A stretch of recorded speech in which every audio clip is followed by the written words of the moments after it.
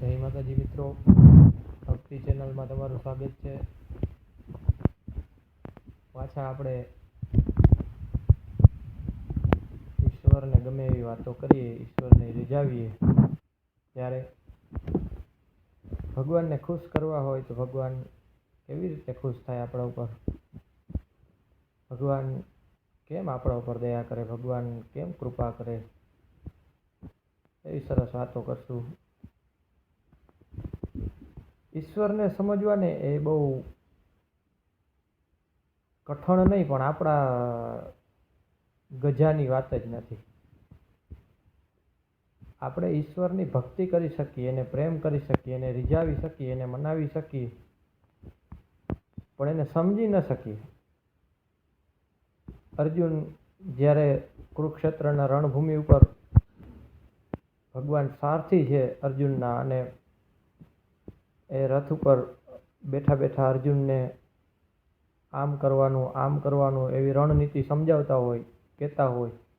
અર્જુન ભગવાનને પૂછીને કામ કરતો હોય, હાલતો હોય, સાથે રહ્યા હોય ભગવાનની, પણ ભગવાનને સમજી નથી શકતા કે આ શું સત્તા ધરાવે છે, આ શું છે એમ.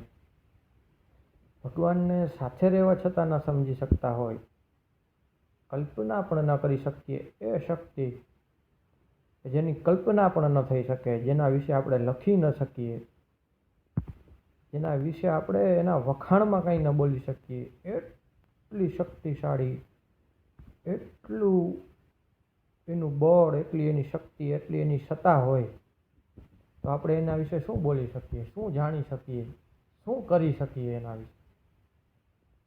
ત્યારે ભગવાનને ગમતું રહેવું હોય, શું ગમે ભગવાનને? શું કરીએ તો ગમે? પોતે સક્ષમ છે બધી વાતમાં. જે 52 બારા છે એમ, જેને કોઈ નિયમ લાગુ નથી પડતા, જેને કોઈ શ્રાપ નથી લાગતા, જેના ઉપર કોઈ શક્તિ નથી, જે સમર્થ છે, બધી રીતે યોગ્ય છે, બધી રીતે ઉત્તમ છે, બધા ગુણોથી ભરપૂર છે, છતાં નિર્ગુણ, નિરાકાર,